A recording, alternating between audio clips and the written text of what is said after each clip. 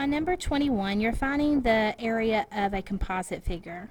I wanted to just warn you that these are two-dimensional figures. They're not solids. You're not finding volume here. So just make sure that you're aware of that. I'm going to show you two different ways to find the area for number 21.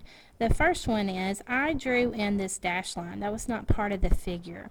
So the area that we're finding is this with the solid lines as the outline, not where I have the dashed line up here. But I wanted to show you that I could do that dashed line and create a rectangular figure. I know the length is 6 and I know the width is 4.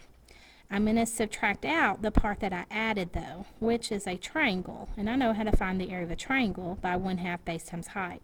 So on this problem I would find the area of the rectangle, the large figure, length times width, and subtract out the part that wasn't part of the original figure, which is the triangle at 1/2 base times height.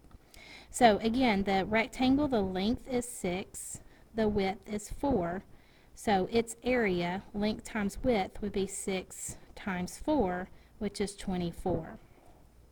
I'm going to subtract from that the area of this triangle, which we know are 1/2 base times height. The base and height have to be perpendicular to each other.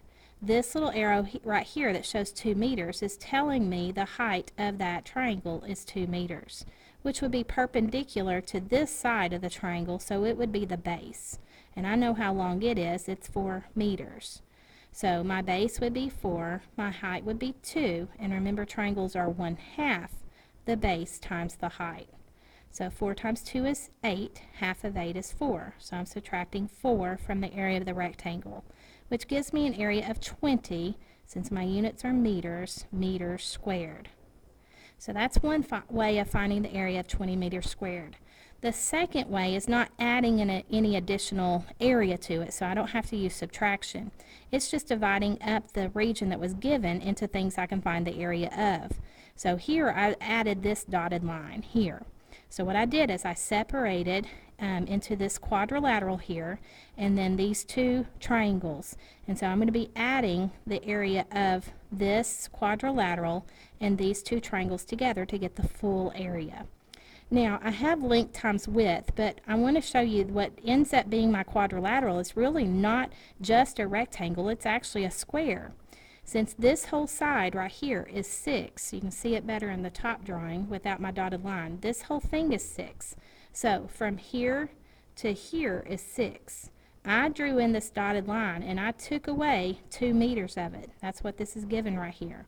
So 6 minus 2 leaves this side as being 4 meters, which is the same as the width. So this is actually a square in the first part, this quadrilateral. So you can do length times width for a square, or you can just do side squared. So the length and width are both 4. 4 times 4 is 16. So you'd have 4 squared, which is 16. In addition to that square, we have two triangles. And remember, triangles are 1/2 base times height, and you have 2 of them at 1/2 base times height. Base and height have to be perpendicular. So when I'm looking at this triangle right here, I'm given this side as 2, which would be perpendicular to this part right here.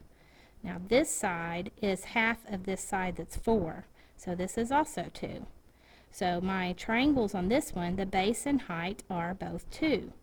But I have 2 triangles at 1/2 of 2 times 2. So each triangle, 2 times 2 is 4, half of 2 is half of 4 is 2, and you have 2 of them. 2 times 2 is 4. So you're adding 16 plus 4, which gives you the area of 20 meters squared once again.